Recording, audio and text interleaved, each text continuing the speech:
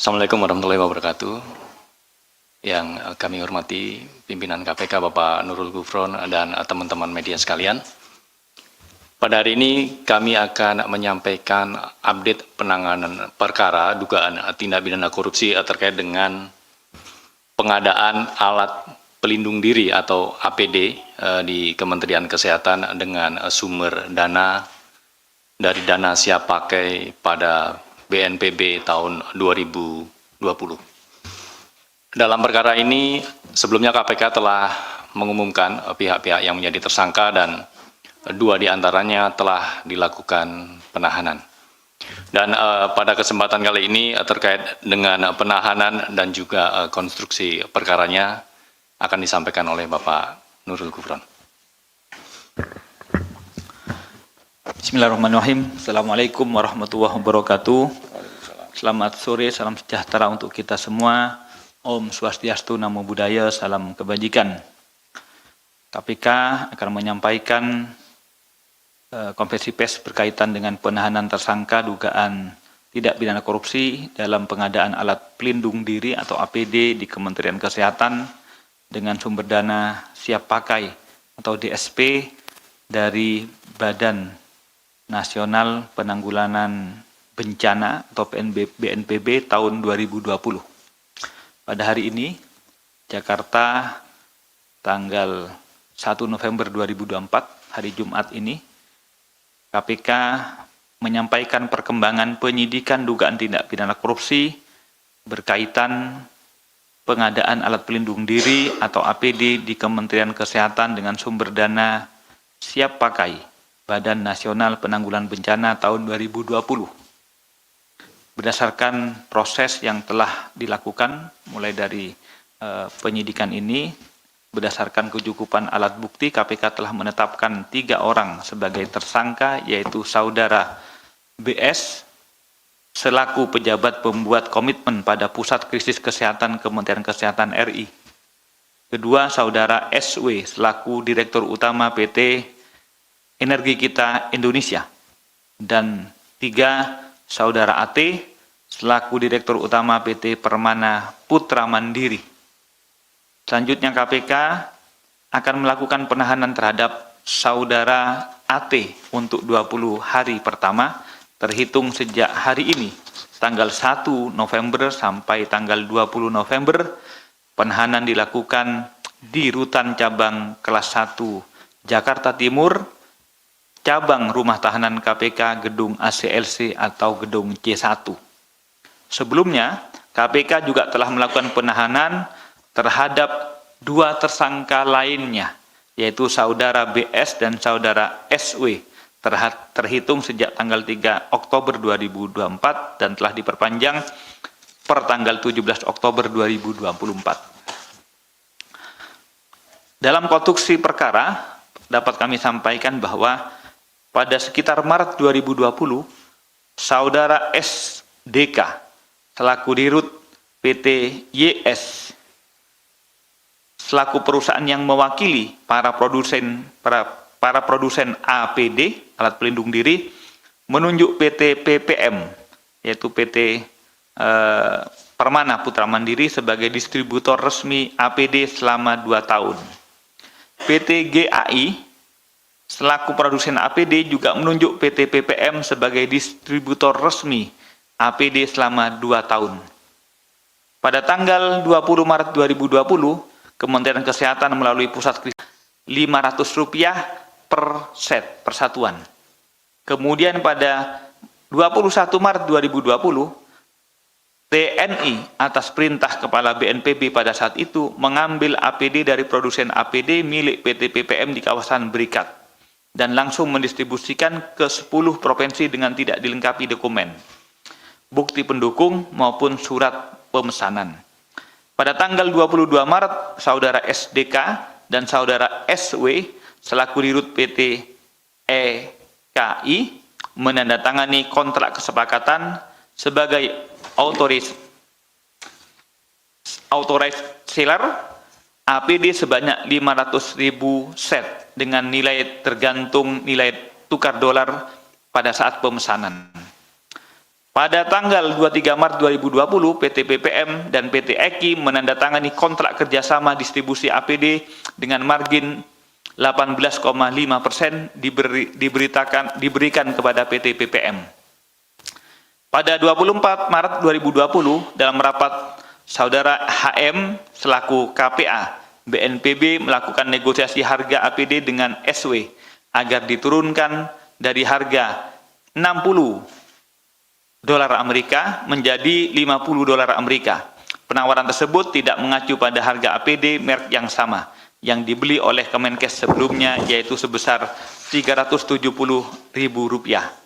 Dalam rapat juga disimpulkan bahwa PT PPM akan menagih pembayaran atas sebesar Rp170.000 per set yang didistribusikan TNI dengan harga Rp50.000 per set, artinya 50 USD per set, atau harganya sekitar Rp700.000. Ada gap antara 370 dengan harga Rp700.000 per set.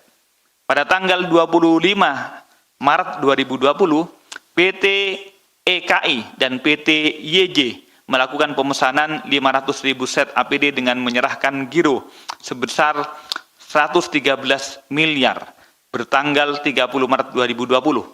Dokumen kepabeanan dan dokumen lainnya sengaja menggunakan data PT PPM karena PT EKI tidak mempunyai izin penyaluran kesehatan, tidak memiliki gudang, dan non-PKP. Pada 27 Maret 2020, Saudara SW menghubungi Kepala BNPB pada saat itu, diantaranya untuk segera dilakukan pembayaran terhadap Rp170.000 per APD yang diambil TNI, dan meminta diberikan SPK dari BNPB agar sesuai dengan pengamanan RAW material dari Korea. Pembayaran pertama sebesar 10 miliar dilakukan pada 27 Maret 2020 dari bendahara BNPB kepada rekening BNI PT PPM, di mana pada saat itu belum ada kontrak ataupun surat pesanan. Pembayaran kedua sebesar 109 miliar dilakukan pada 28 Maret 2020 dari PPK Pusat Krisis Kementerian Kesehatan kepada rekening BNI PT PPM. Di sisi lain, Saudara HM baru menunjuk Saudara BS sebagai pejabat pembuat komitmen untuk pengadaan APD di Kementerian Kesehatan RI pada 28 Maret 2020. Sedangkan surat keputusan penunjukan tersebut dibuat backdate tertanggal 27 Maret. Pada rapat itu juga diterbitkan surat pemesanan APD dari Kementerian Kesehatan kepada PT PPM sejumlah 5 juta set dengan harga satuan 48,4 USD yang ditandatangani oleh Saudara BS selaku PPK, Saudara AT selaku Dirut PT PPM, dan Saudara SW selaku Dirut PT EKI, di mana dalam surat tersebut tidak terdapat spesifikasi pekerjaan, waktu pelaksanaan pekerjaan, pembayaran, serta hak dan kewajiban para pihak secara rinci. Selain itu, surat pemesanan tersebut ditunjukkan kepada PT PPM, tetapi PT EKI turut menandatangani surat tersebut. Pada tanggal 15 April 2020, Kementerian Kesehatan memberikan surat pemberitahuan kepada Direktur PT PPM bahwa sampai tanggal 15 April 2020, PT PPM telah mengirimkan APD sejumlah 790.000 set dari total 5 juta set yang sudah dipesan. Kemudian pada tanggal 7 Mei 2020 dilakukan negosiasi ulang berkaitan dengan harga yang disepakati. Pertama, barang yang dikirim tanggal 27 April 2020 sampai 7 Mei 2020 dengan harga Rp366.850 dengan jumlah 503.500 buah set. Barang yang dikirim setelah tanggal 7 Mei 2020 dengan harga Rp294.000. Bahwa sampai dengan tanggal 18 Mei 2020, Kemenkes telah menerima sebanyak 3.140.200 set APD. Dalam konstruksi perkara tersebut terdapat perbuatan hukum di antaranya PT EKI dan PT YS terlibat dalam mata rantai pengadaan APD tanpa memiliki izin penyaluran alat kesehatan atau IPAK. Hal tersebut berlawanan dengan ketentuan Permenkes nomor 1191 garis miring Menkes garis miring per garis miring 8 garis miring 2010 bahwa penyalur alat kesehatan wajib memiliki IPAK yang diatur Kemenkes. Kedua, kerjasama antara PT PPM, PT EKI, PT YS, dan para produsen APD merupakan praktek monopoli dan persaingan usaha tidak sehat. Hal tersebut berlawanan dengan pasal 4 Undang-Undang nomor 5 tahun 1999, di mana pengusaha dilarang secara bersama-sama melakukan penguasaan produksi dan pemasaran sehingga terbentuk monopoli. PT EKI dan PT PPM tidak menyiapkan dan menyerahkan bukti pendukung kewajaran harga kepada PPK, sehingga melanggar prinsip pengadaan barang atau jasa pemerintah dalam penanganan keadaan darurat, yaitu efektif, transparan, dan akuntabel. Hal tersebut tidak sesuai dengan surat edaran LKPP nomor 3 tahun 2020. Dalam hal ini huruf E nomor 2 dan 3, yaitu terkait harga ditetapkan berdasarkan bukti kewajaran harga yang diberikan oleh penyedia. PT EKI ditetapkan sebagai penyedia APD padahal tidak mempunyai pengalaman untuk mengadakan APD sebelumnya. Atas pengadaan tersebut, berdasarkan audit BPKP menyatakan telah mengakibatkan kerugian keuangan negara sebesar 319 miliar. Perbuatan para tersangka disangkakan telah melanggar pasal 2 ayat 1 atau pasal 3 Undang-Undang 3199 Yungto Undang-Undang 20/2001 tentang pemberantasan tindak pidana korupsi. Yungto pasal 55 ayat 1 ke 1 Undang-Undang Hukum Pidana.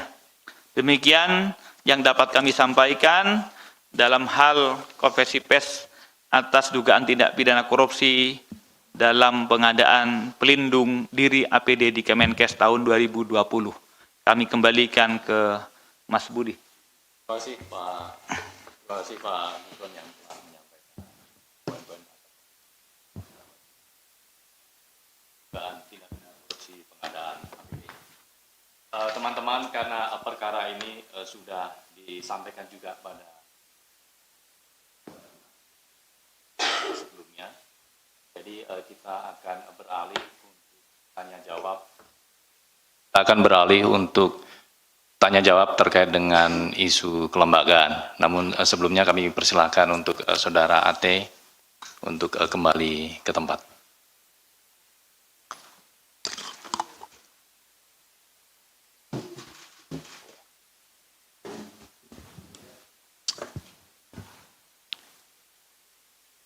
Baik, kita buka untuk sesi pertama. Satu, nanti sebut nama, media, dan pertanyaannya, Mas Chandra.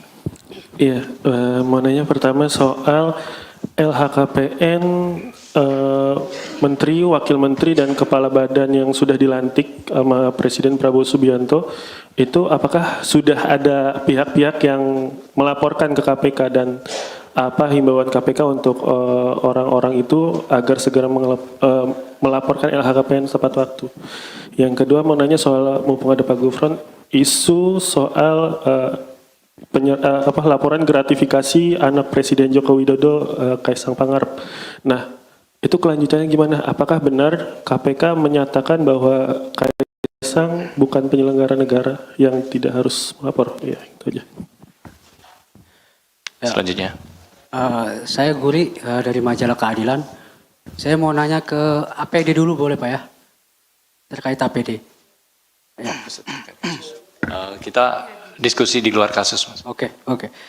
Saya mau tanya terkait perkembangan perkara Prof.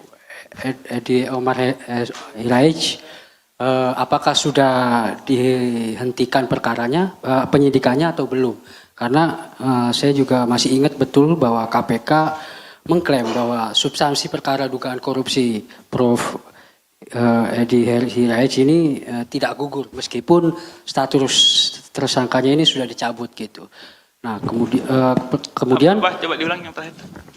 Yang terakhir apa tadi, Mas? Tadi kata-kata yang terakhir. Status hukumnya? Status hukum. status tersangkanya kan sudah dicabut oleh pra peradilan kan gitu Pak. Lantas pertanyaannya? Saya masih ingat substansi perkaranya itu masih berlanjut gitu atau tidak gugur gitu. Nah pertanyaan kedua, sudah berapa saksi saat ini yang sudah diperiksa terkait perkara Pak Edi ini? Kemudian apakah sudah dibuat sprindik baru? Itu aja sih. Oke, terima kasih Mas Korik. Satu lagi.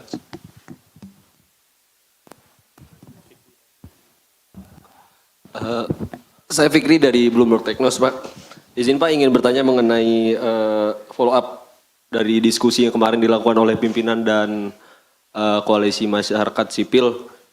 Nah di sana setelah melakukan pertemuan dengan pimpinan, mereka bilang mengenai kasus Blok Medan di sidang AGK itu katanya pimpinan dan koalisi masyarakat sipil itu ada kesepahaman gitu. Kalau misalkan di sana tuh ada terjadinya peristiwa tindak pidana yang harus ditindaklanjuti oleh KPK mengenai keterlibatan Bobi Nasution dalam Blok Medan ini gitu. Nah, saya cuma ingin tanya mengenai apa sih kesepahaman yang dimiliki KPK yang ditangkap oleh KPK dan koalisi masyarakat sipil gitu. Makasih. Oke, 3 dulu ya untuk sesi pertama. Kami persilakan Pak Gufron. Terima kasih.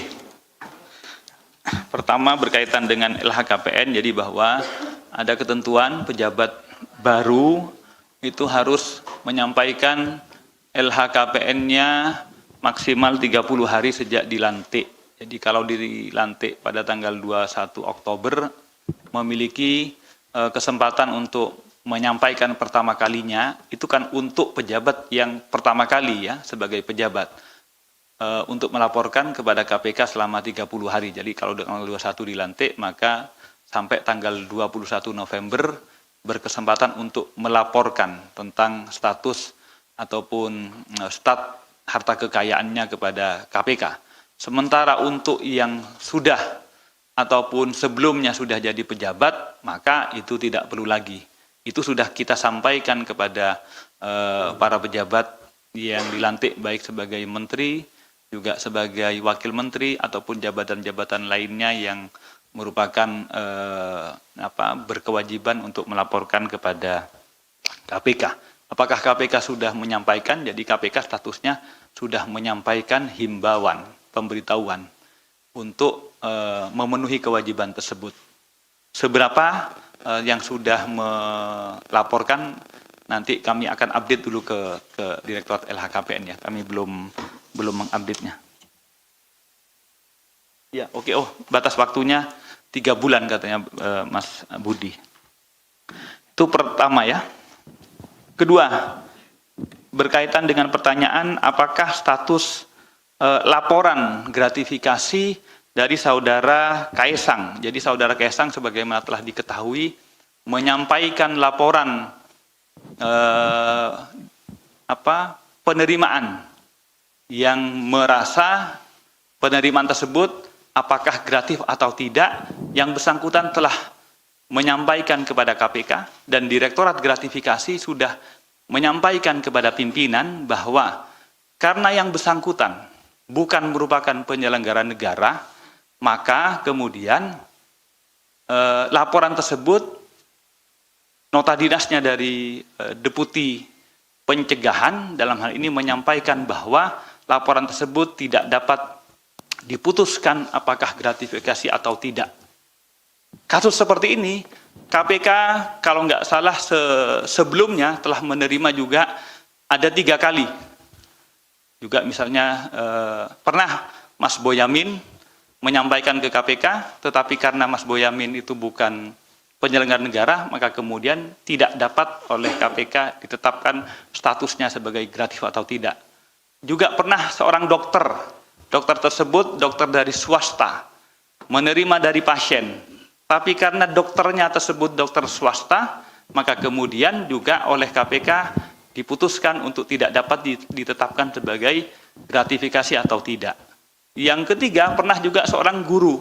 Guru ini juga guru swasta yang menerima dari wali murid setelah kenaikan.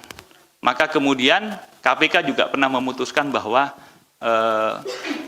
laporan tentang gratis atau tidaknya kami putuskan tidak sebagai merupakan gratifikasi. Jadi demikian halnya juga, kembali saya tegaskan bahwa laporan dugaan gratifikasi yang dilaporkan Saudara Kaesang oleh Saudara Deputi Pencegahan sudah disampaikan ke pimpinan bahwa dalam pandangan Kedeputian Pencegahan yang berwenang selama ini memutuskan memberikan nota dinas kepada pimpinan apakah gratifikasi atau tidak, itu menyampaikan bahwa karena yang bersangkutan bukan penyelenggara negara dan juga sudah dewasa, sudah terpisah dari orang tuanya, menyampaikan bahwa Kedeputian Pencegahan tidak dapat memutuskan atau menyampaikan ini bukan gratifikasi.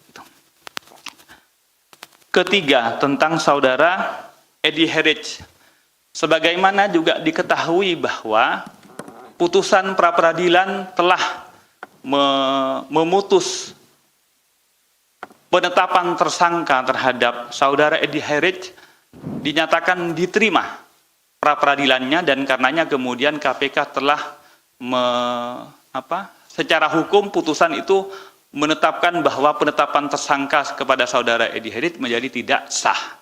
Lantas apa yang dilakukan oleh KPK? Sejauh ini kami juga kemudian mencoba melakukan koordinasi, karena kemudian berdasarkan informasi dari koordinasi dan supervisi menyampaikan bahwa kasus tersebut antara Saudara Edi Herij dengan Helmut juga sedang kemudian berperkara dalam dugaan penipuan, sehingga relasi antara Edi Herij dengan Saudara Helmut itu kemudian juga sedang dalam proses pemeriksaan di Bareskrim. Jadi atas peristiwa tersebut yang semula oleh KPK ditersangkakan, kemudian dipraper, kemudian KPK dinyatakan tidak sah dalam penetapan tersangkanya, kami akan melakukan proses penyidikan kembali, tapi kan statusnya sudah gugur penyidikannya. Maka kemudian ketika akan dilanjutkan, kami mendengar, dan karenanya kami sedang berkoordinasi dengan Bareskrim, apakah kasus ini kasus yang sama? Apakah kasus ini juga atas sebuah peristiwa hukum yang satu? Nah, kalau satu, maka kami kemudian perlu berkoordinasi. Tetapi kalau kemudian ternyata kasus ini merupakan kasus yang berbeda, tentu kami kemudian akan melakukan proses mengulang proses penyidikannya sesuai dengan ketentuan perundang-undangan. Karena yang dipersalahkan adalah kami menetapkan tersangka sebelum proses penyidikan, dan alat-alat buktinya dianggap diperoleh sebelum proses penyidikan. Sebagaimana putusan mengatakan bahwa proses penetapan tersangkanya seharusnya dalam atau setelah ditetapkan proses penyidikan, dan yang kedua, alat-alat buktinya juga yang dikumpulkan dalam fase masa penyidikan. Itu yang dapat kami sampaikan. Yang keempat, diskusi ataupun penerimaan pimpinan KPK terhadap beberapa mantan pimpinan KPK, juga teman-teman LSM maupun NGO yang hadir ke KPK. Berapa hari yang lalu ya? Hari kemarin. Oh, kemarin, ya. Prinsipnya para pimpinan dan juga NGO itu sebenarnya mendukung KPK dan juga kemudian menyampaikan beberapa laporan memang. Termasuk mungkin sebagaimana Anda tanyakan tadi Blok Medan dan lain-lain, tetapi tidak hanya itu ya, ada beberapa yang lain. Prinsipnya KPK menerima dukungan dan juga kemudian menerima laporan tersebut, dan laporan tersebut sedang dalam proses penelaahan di tim PLPM KPK. Saya kira itu yang dapat kami sampaikan, karena prosesnya masih dalam proses penelaahan, jadi kami tidak bisa menyampaikan hasilnya karena masih baru kemarin ya. Terima kasih.